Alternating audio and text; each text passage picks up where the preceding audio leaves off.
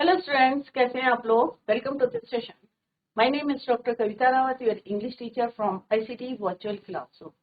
तो बच्चों, जैसे हम पेपर सॉल्व कर रहे थे, सेक्शन सी कर रहे थे, section A section B already भी कंप्लीटेड, और सेक्शन सी हम कर रहे थे जिसमें हम पोइट्री सेक्शन ऑलरेडी भी कंप्लीटेड, और अभी हम उसी को कंटिन्यू करेंगे कि फ्लेमिंगो बुक जो है आपकी मेन कोर्स बुक है, उसका हमने पोइट्री सेक्शन ऑलरेडी कंप्लीट कर चुके हैं हम। अभी हम इसी को कंटिन्यू करते हैं, फ्लेमिंगो बुक, राइट।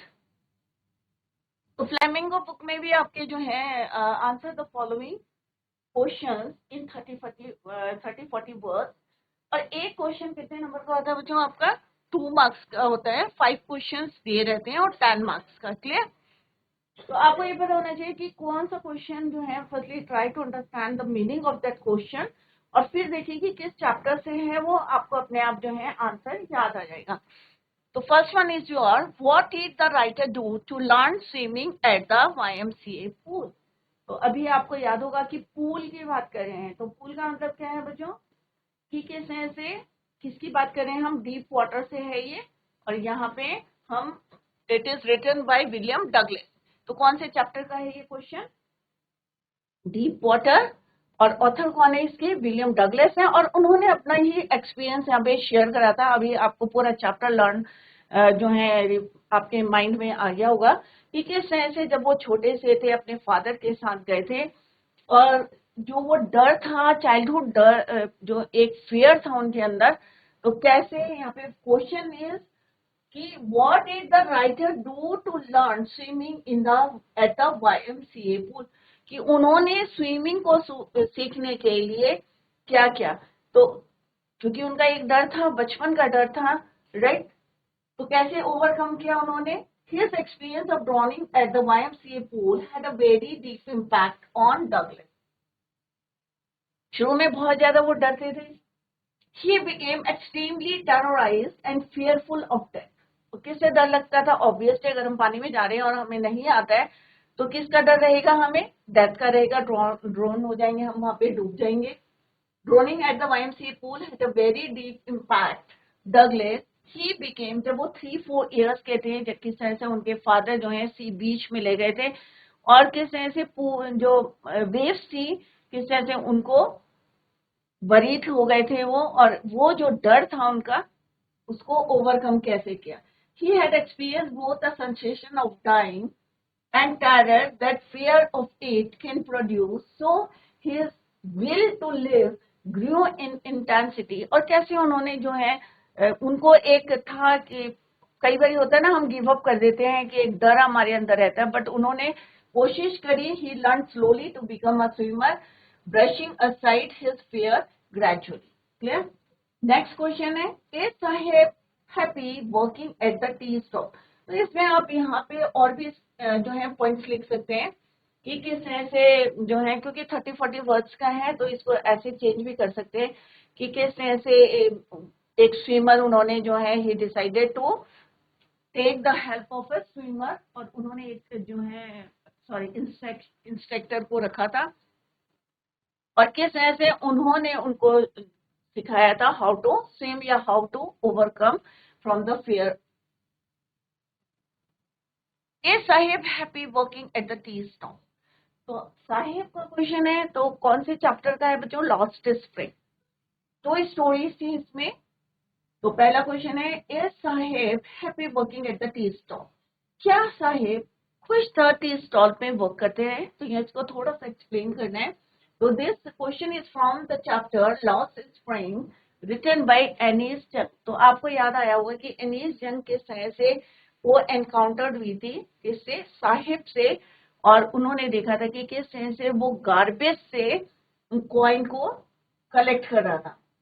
तो यहाँ पे क्वेश्चन क्या है बच्चों? ए साहिब हैप्पी, और उन्होंने उन्हीं की लाइफ को यहाँ पे एक्सप्लेन किया है, किसने? एनीस जंग। Sahib is not really happy working at the tea stall. तो ऑब्वियसली वो हैप्पी नहीं था टी स्टॉल पे काम करते हुए। क्यों नहीं था? क्योंकि टी स्टॉल किसका था?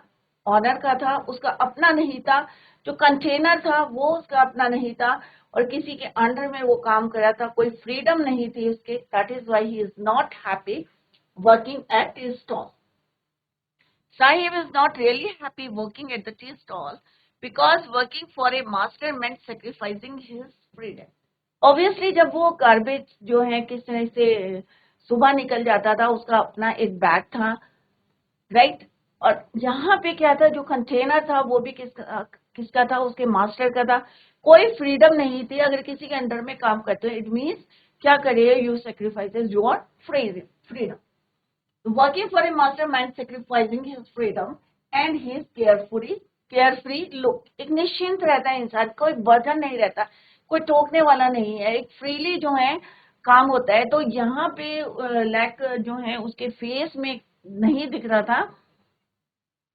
Working for a right and his carefree look, even though the job at the tea stall, और जबकि टी स्टॉल से क्या मिल रहा था बच्चों से, 800 रुपीज, और पूरे सारे टाइम की क्या मिल रही थी, मील्स मिल रही थी.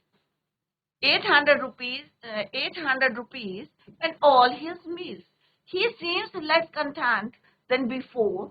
The weight of his master's steel canister seems heavier than his rag-picking plastic bag. उसे वो जो कैंस्टर था जिसमें वो मिल्क ला रहा था, दूध ला रहा था, तो वो कैंस्टर क्या लग रहा था, हैवी लग रहा था, अगर वो अपने कंपेयर करे अपने रैक पिकिंग सैक से. सैक मीन्स बोरा. तो उसके पास एक बोरा रहता था, जैसे हमने पढ़ा था, साहिब का मॉर्निंग में निकल जाता था, एक सैक रहता था, राइट, फटा हुआ या कह सकते हैं रैक पिकिंग, कूड़ा उठाने वाला रैक पिकिंग प्लास्टिक बैग. तो उसे जो कैंस्टर था, स्टील का कैंस्टर था, वो उसको क्या लग रहा था, heavy. The weight of his master's steel canister seems heavier than his rag-picking plastic. कूड़ा उठाने वाला जो सैक था या बैग था, वो क्या था, उसका अपना था, पर जो कैंस्टर था वो किसका था, उसके मालिक का था, राइट. उसके इंस्ट्रक्शंस में वो काम कर रहा था, फ्रीडम नहीं थी. बट जब वो रैग पिकिंग करता था तो उसको क्या था, एक फ्रीडम थी, स्वतंत्रता थी, कोई रोक टोक नहीं था.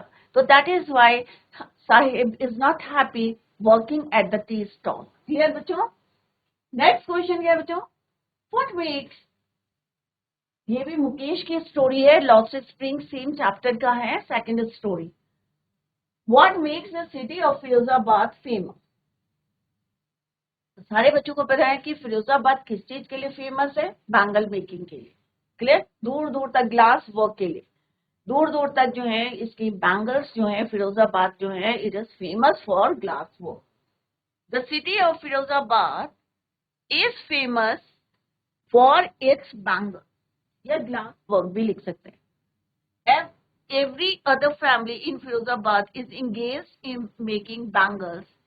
आप वहां पे जाएंगे तो सारी फैमिलीज जो है आप देखेंगे कि किसमें इंडल्ज हैं, बैंगल मेकिंग में.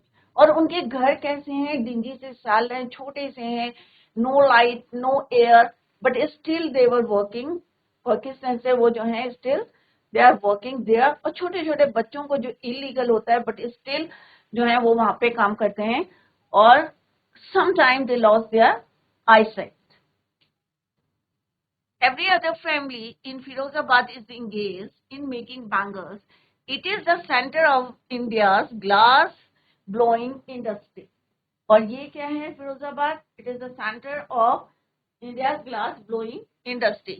Families have spent, और ये नहीं है जनरेशन टू जनरेशन, अगर कोई दूसरा काम करना भी चाहता है बट उसको जो है, क्योंकि एक होता है ना कि जितने मिडिल मैन होते हैं वो उनको इतना कर्जा दे देते हैं, इतना पैसा दे देते हैं कि वो उस वेब से निकल नहीं पाते. क्लियर? तो families have spent generation working around furnaces, welding glass, making bangles for the women in the life. क्योंकि हमारे कल्चर में क्या है, कस्टम में क्या है कि हिंदू सुहागन जो आफ्टर मैरिज क्या है वो बैंगल्स पहनेगी.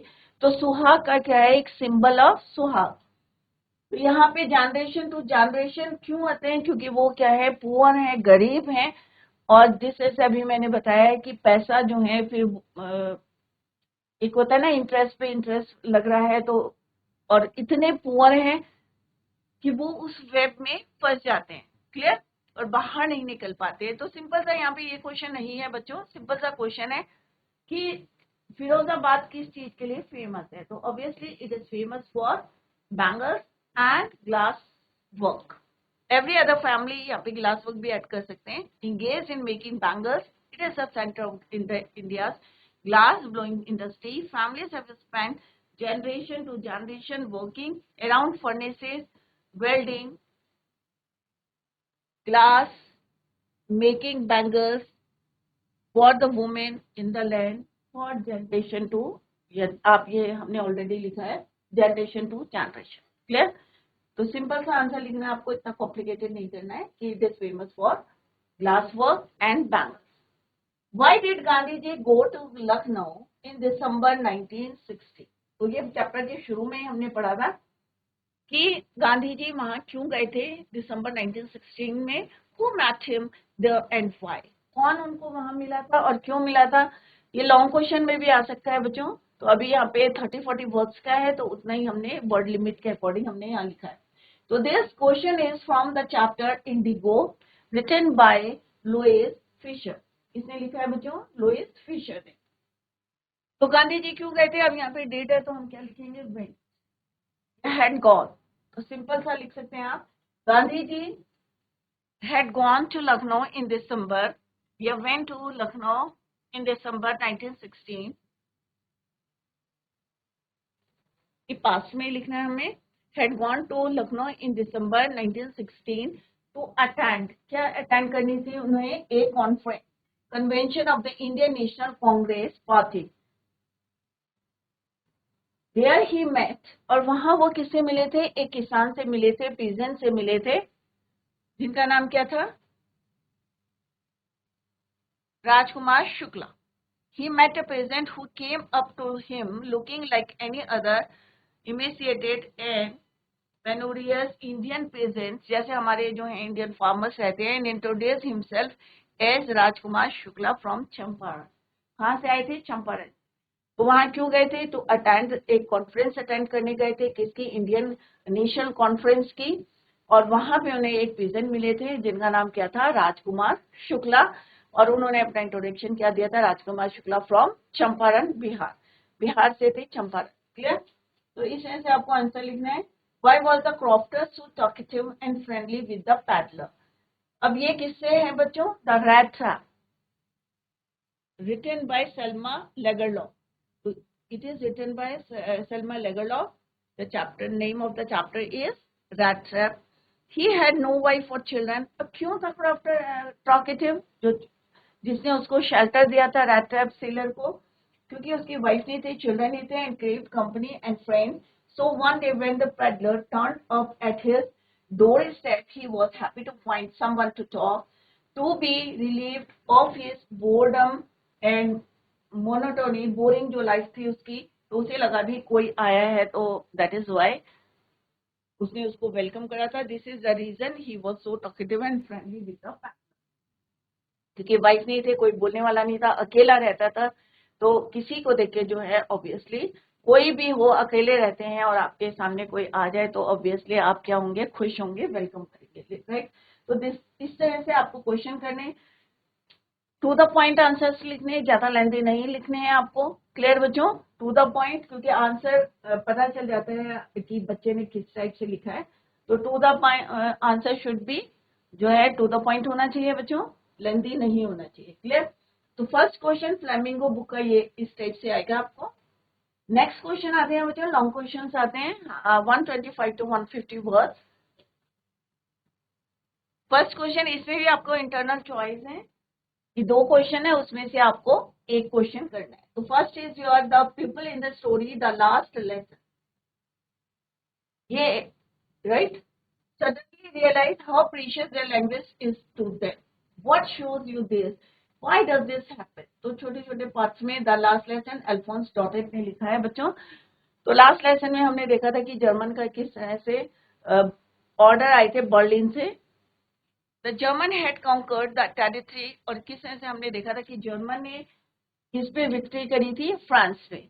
तो वहां से बर्लिन से क्या ऑर्डर आए थे कि फ्रेंच जो है लास्ट लेसन था उनका. और किस तरह से मिस्टर हामल ने बच्चों को बताया था कि कितनी इंपॉर्टेंट उनकी जो है लैंग्वेज है. The German had conquered the territory of France comprising Lorraine and Alsace in battle. किस तरह से जर्मन ने दो जो डिस्ट्रिक्ट थे फ्रांस के उनको उन्होंने जो है कॉन्कर्ड करा था। Clear? The orders from Berlin, अब ऑर्डर्स कहाँ से आए थे? बर्लिन से are dispatch that in Lorraine and Alsace, जो दो डिस्ट्रिक्ट थे यहाँ पे German will be taught instead of French. जो जर्मन वहां पढ़ाई जाती थी विल बी टॉट, फ्रेंच पढ़ाई जाती थी, उसके बदले क्या पढ़ाने हैं? जर्मन। तो German will be taught instead of French. ये कहाँ से ऑर्डर आए थे? बर्लिन से ऑर्डर आए थे। मिस्टर हैमल जो उनके टीचर थे, फ्रेंच टीचर थे, mister Hamel, M Hamel, told the students and villagers, जो जितने विलेजर्स थे उनको और स्टूडेंट से व्हाट ही सेड, क्या बोला उन्होंने? That henceforth only German would be taught in the schools of Alsace and Lorraine। ये जो दो डिस्ट्रिक्ट उन्होंने कॉन्कर्ड करे हैं, जीते हैं, एल्सेस एंड लॉरेन, यहाँ पे क्या पढ़ाया जाएगा? Only German. और ये ऑर्डर कहाँ से है? बर्लिन से। Those who called themselves Frenchman, अब उन्होंने उनको याद दिलाने की कोशिश करी कि जो लोग कहते हैं कि हम फ्रेंचमैन हैं, would neither be able to speak or write it, कि जो लोग कहते हैं कि हम फ्रेंचमैन हैं, उन्हें ना लिखनी आती है फ्रेंच, ना उन्हें बोलना आता है, ना लिखना आता है। He praised French as the most beautiful, the clearest and the most logical language in the world। और उन्होंने अपनी भाषा की कितनी जो है प्रेज करा उसके, कि हमारी जो फ्रेंच भाषा है कितनी ब्यूटीफुल है, कितनी क्लियर है और कितनी लॉजिकल लैंग्वेज है in the world. He said that for the enslaved people their language was the, कि जो लोग प्रिजन में हैं उनके लिए अपनी लैंग्वेज कितनी इंपॉर्टेंट है, was the key to the prison। Then the people realized how precious their language was to them। और तब लोगों ने रियलाइज करा कि हाँ भाई हमारी लैंग्वेज कितनी प्रीशियस है। This shows people's love for their own culture, traditions and country। Pride in one's language reflects pride in the motherland। तो इस तरह से आपको आंसर लिखना है। तो यहाँ पे क्या है? सडनली रियलाइज, कैसे जो है लोगों ने रियलाइज करा कि हाउ प्रीशियस द लैंग्वेज, किसने उनको बताया है कि how precious the French language? M Hamel ने बताया। और कब बताया? जब उनका लास्ट लेसन था। बर्लिन से ऑर्डर आए थे, डिस्पैच हुए थे, that in Lorraine and Alsace, जो दो डिस्ट्रिक्ट थे फ्रांस के, only German would be taught in the schools of Alsace and Lorraine. और यहाँ पे उन्होंने सारे लोगों को बताया था कि कितनी हमारी जो लैंग्वेज है कितनी इंपॉर्टेंट है, कितनी क्लियरेस्ट है और लॉजिकल लैंग्वेज है इन द वर्ल्ड। क्लियर? और तब लोगों ने रियलाइज करा, क्या रियलाइज करा? How precious their language was to them, कि उनके लिए कितनी इंपॉर्टेंट है, और चाहे लोग प्रिजन में हैं। This shows people's love for their culture, traditions and country. Pride in one's language reflects pride in the motherland. Clear? तो दो क्वेश्चंस आएंगे और ऐसा नहीं है छोड़ के नहीं आना है बच्चों, जितना आता है आपको उतना आपका अटेम्प्ट जरूर करें, क्योंकि आपको नंबर जरूर मिलेंगे। तो attempt the questions, don't leave. Second question है बच्चों, it is also very simple सा क्वेश्चन है, और ये दोनों जो है फ्लेमिंगो बुक के हैं। Mention the hazards of working in the glass bangles industry. Bangle industries के क्या नुकसान है, कितने हैजर्ड्स है वहां काम करने के, वो आपको मेंशन करने हैं। The glass bangles industry has many health hazards. The bangle makers are the poor people who reside in slums. तो सबको पता है कितने गरीब हैं और उनकी मजबूरी है स्लम्स में रहना। It usually employs small children, छोटे छोटे बच्चे वहां काम करते हैं। It is illegal to employ very young children in hazardous industries, but certain forces, but कुछ जो है, कोई नहीं चाहता कि हम ऐसे डिंजी से सेल में जहाँ लाइट नहीं है, एयर नहीं है और बच्चे छोटे छोटे बच्चे काम करें, इलीगली कर रहे हैं। बट क्यों कर रहे हैं? क्योंकि कुछ फोर्सेस हैं, जैसे अभी मैंने बताया था, मिडिल मैन है या मनी लैंडर्स है जो उनको पैसा देते हैं, राइट? और जो बिचौलिए हैं, मिडिल मैन है, पुलिस हैं या पॉलिटिशियंस हैं, combine to entrap the poor workers. उनको जो है ट्रैप करते हैं, पैसा देते हैं, उनको उधार देते हैं, और किस तरह से वो उसमें ट्रैप हो जाते हैं। Let us first consider the places where bangle makers work. It is the cottage industry, They work in the glass furnaces with high temperature.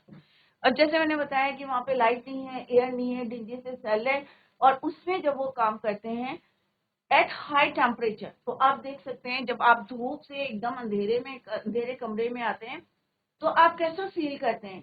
कुछ देर के लिए आपके आईज जो हैं किस तरह से एक्सपेंड नहीं हो पाती, कॉन्ट्रैक्ट नहीं होती, तो आपको कैसा लगता है। तो आप इमेजिन कर सकते हैं कि एट हाई टेम्परेचर में, डार्क में और रोशनी में काम कर रहे हैं तो उनको कैसा फील होता है। The dingy cells are without air and light. Boys and girls work hard during day next to lines of flames of flickering oil lamps. और एक ऑयल लैंप जला रहता है, उसकी भी जो लॉ है कैसी करती रहती है, फ्लिकरिंग.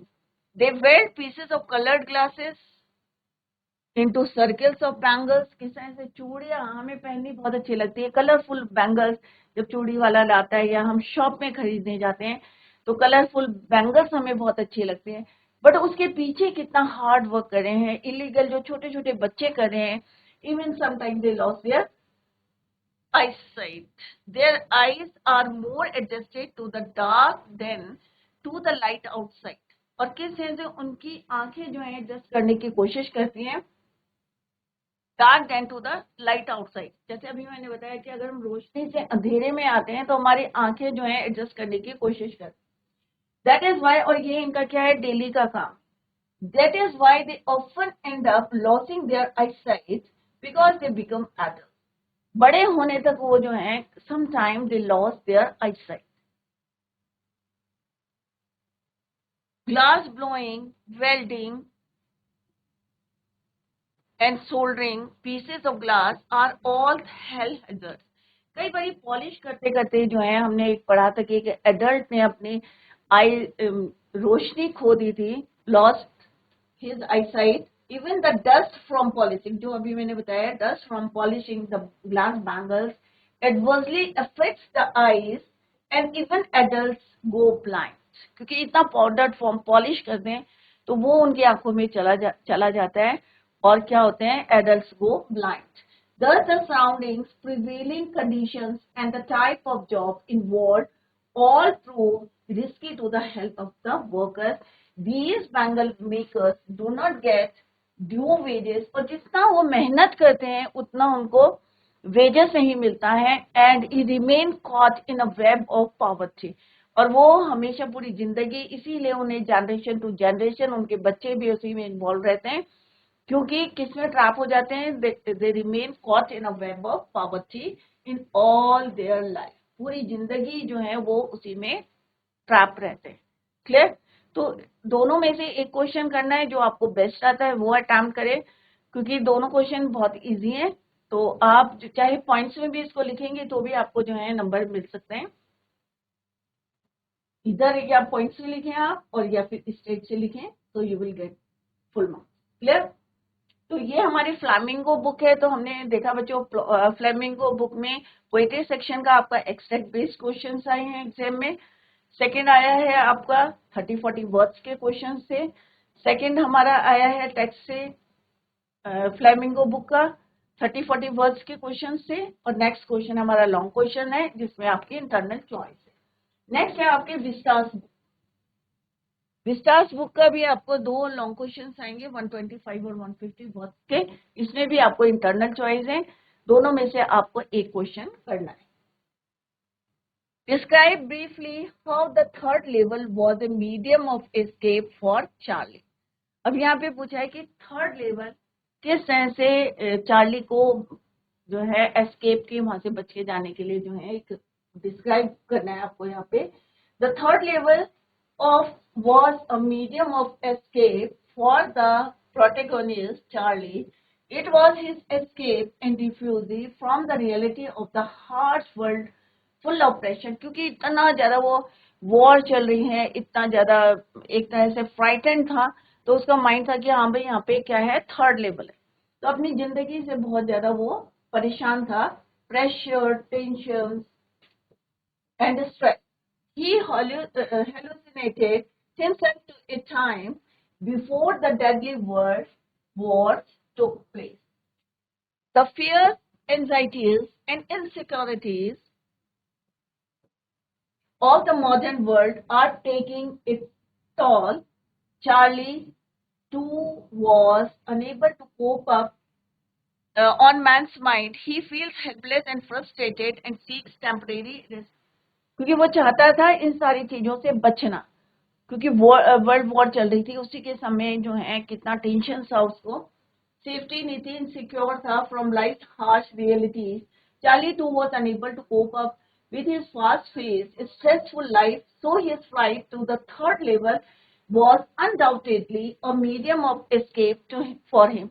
और यही तरीका था उसको इन चीजों से बचने का, स्ट्रेस से, टेंशन से, और जो इनसिक्योर था. It is nothing but the creation of Charlie's own mind. Actual में कोई थर्ड लेवल नहीं था, इट वॉज द क्रिएशन था Charlie's own mind. He wants to escape from the modern life insecurity. जैसे अभी मैंने बताया कि वो थोड़ा सा इनसिक्योर फील कर रहा था क्योंकि लड़ाई चल रही थी, वर्ल्ड वॉर चल रहा था, फेयर था, डर था, चिंता थी, वरी थी, एंड स्ट्रेस. इन सबसे बचने के लिए and so seeks and exist a medium to get way into the world of dreams and fancy. Clear? तो इस तरह से आपको आंसर लिखना है. तो ये कौन सी बुक है बच्चों आपकी? Vistas supplementary book. या आपको क्या करना है? नेक्स्ट क्वेश्चन है, what is the moral issue that the story should wizard hit movie races. तो ये आपने चैप्टर देखा होगा, तो यहाँ पे मॉरल लिखना है. Issue that the story raises is whether parents have the absolute right of judging what is good और बैड फॉर देयर चाइल्ड. तो यहाँ पे एक इशू लिया गया है कि क्या पेरेंट्स जो हैं ये डिसाइड करेंगे या जज करेंगे कि जो बच्चे के बारे में, judging what is good or bad for their child. There is a sharp contrast in the story about the child's viewpoint and an adult's perspective of life. तो यहाँ पे पूरी स्टोरी है कि जो felt that the happiness of being able to make friends is more than anything else, and so she wanted the story to end with Roger skunk. तो हमने यहाँ पे एक स्टोरी पढ़ी थी किस तरह से बैड स्मेल आती थी और सारे एनिमल्स जो हैं खेलते नहीं थे उसके साथ. Smelling like roses, skunk smelling like roses. और फिर किस तरह से वो एक विजर्ड के पास जाता है और वो उसकी स्मेल को चेंज करता है.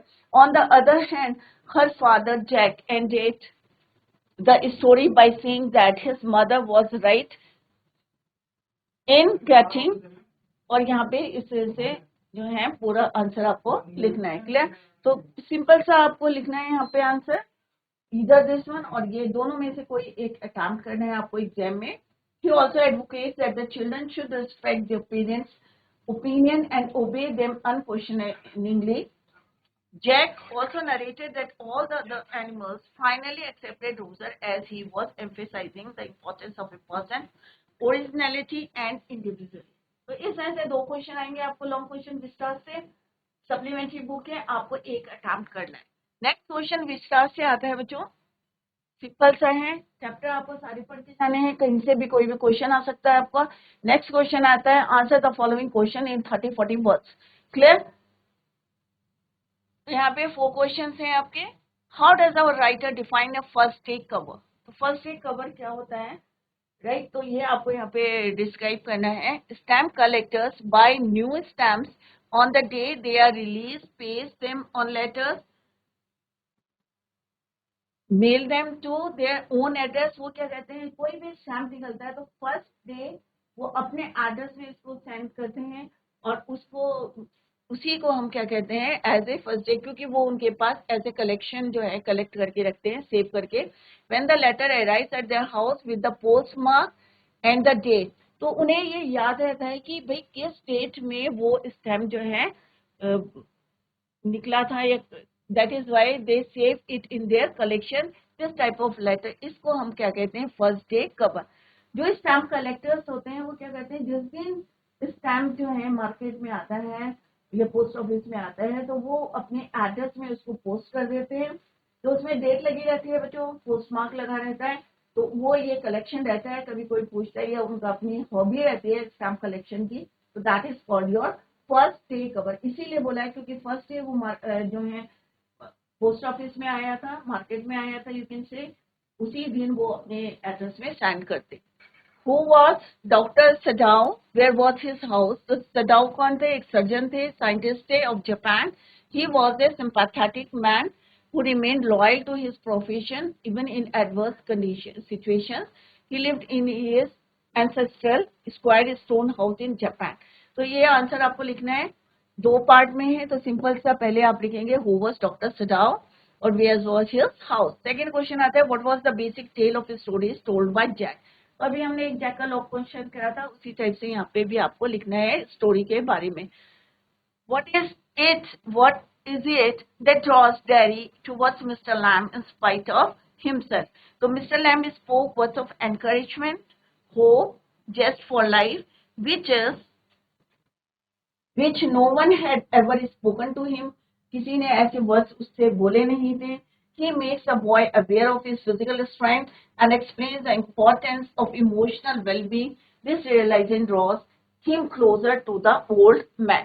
तो इस टाइप के क्वेश्चन विस्तार से आएंगे, दो क्वेश्चन आएंगे, एक लॉन्ग क्वेश्चन आएगा और शॉर्ट क्वेश्चन आएंगे। तो इस तरह से बच्चों आज हमने कंप्लीट करा है पूरा पेपर। घर में जाके इसको रिवाइज करेंगे और जहां पे समझ में नहीं आया है तो आप नेक्स्ट लेक्चर में you can clear your doubts. कल हम दूसरा पेपर करेंगे 2023 का, तो इसको आप रिवाइज करके जाएं और कहीं पे समझ में नहीं आया है तो अपने डाउट्स को क्लियर करें। तो बच्चों that's all for today. Thank you so much, bye, take care, have a nice day.